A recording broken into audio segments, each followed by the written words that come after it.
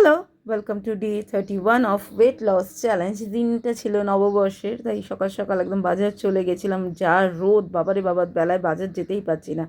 যাই হোক, বাজার থেকে এসে আমি গ্রিন টি খেয়ে নিয়েছি, কারণ এখন আমি মর্নিং গ্রিন টিই খাচ্ছি।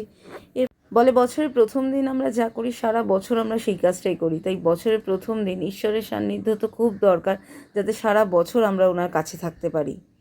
এরপর ব্রেকফাস্টে বানিয়েছিলাম ওটস অমলেট। প্লিজ লুক দিয়ে জাজ করো না, খেতে যথেষ্ট ভালো হয়েছিল। বানাতে একটু ছিঁড়ে গেছে। আর এটা ছিল পয়লা বৈশাখে প্রথম মিষ্টির বাক্স। ছোটোবেলার কথা মনে পড়ে যাচ্ছিল, যখন বাবা মা বা বড়দের সাথে ওই সন্ধেবেলা হলে হালখাতা করতে যেতাম, মিষ্টির বাক্স আর ক্যালেন্ডার একদম জমা করতাম, আর কোল্ড ড্রিঙ্ক খেতাম যতটা পারতাম, মানে যত বেশি পারা যায়। এরপর শরবত খেয়ে নিয়েছি। আর দুপুরে ছিল নববর্ষ স্পেশাল চিকেন কারি, শিম ভর্তা, স্যালাড আর ভাত। একদম নববর্ষের দুপুর জমে গেছিলো।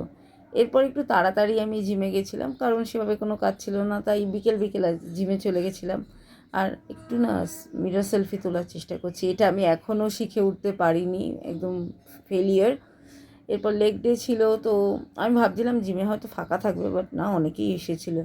এরপর ডোয়াজিউলাইকে গেছিলাম, কাল একজন খুব বিশেষ মানুষের জন্মদিন ছিল, তো তার জন্য কেক নিতে। যাই হোক, ডোয়াজিউলাকে কেক পেস্ট্রিজ আমার খুব পছন্দের, বাট স্টিল যেহেতু চ্যালেঞ্জটা চলছে আমি কিন্তু কিচ্ছু খাইনি।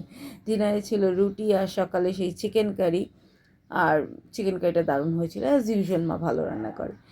এরপর অনেক কিছু কাজ ছিল, আর আমার জামা কিছু ধোয়া ছিল, সেগুলো কেচেই আমি ছাদে চলে গেছিলাম। আর এত হাওয়া দিচ্ছিল না, লিটারালি আমি ঠিক মতো মেলতে পারছিলাম না। তারপর একটু হাঁটাহাঁটি করছিলাম। এই ছিল আমার বছরের প্রথম দিন। তোমরা কীভাবে সেলিব্রেট করলে তোমাদের নববর্ষ অবশ্যই জানিও। স্টে পজিটিভ, স্টে হেলদি, ভালো থেকো, বাই।